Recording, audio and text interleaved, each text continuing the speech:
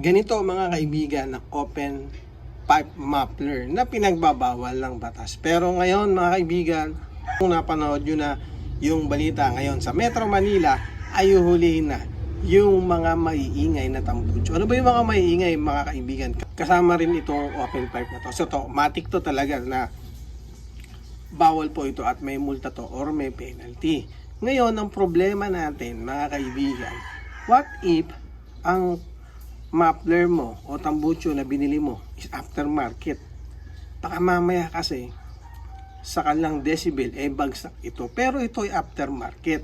Alam naman natin na ang aftermarket, basta hindi mo to minodified, ay pwede sa batas. Totoo yan mga kaibigan. Basta ito ay hindi modified, pwedeng gamitin ito.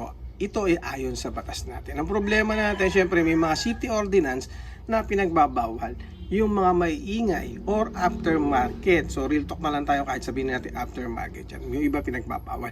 Sa Metro Manila kapag nahuli ka, 1,000 pesos ang penalty sa first offense, 2,000 sa second offense, at third offense ay meron kang 3,000 pesos na multa.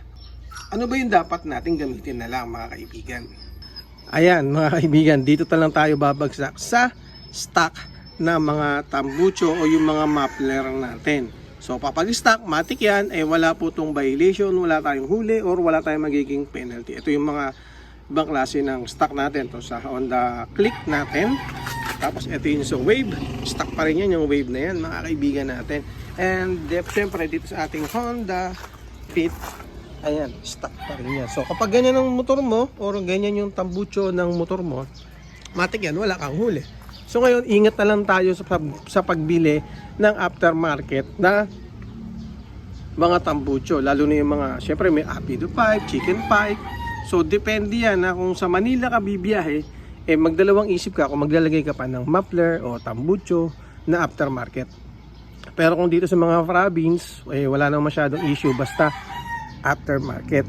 Huwag lang po sa Metro Manila. Tandaan nyo, 1,000, 2,000, 3,000 hanggang 4,000 or mas malaki pa yung magiging penalty mo kapag nahuli ka sa Metro Manila. Kaya ingat po tayo mga kaibigan. Yun lang. Thank you.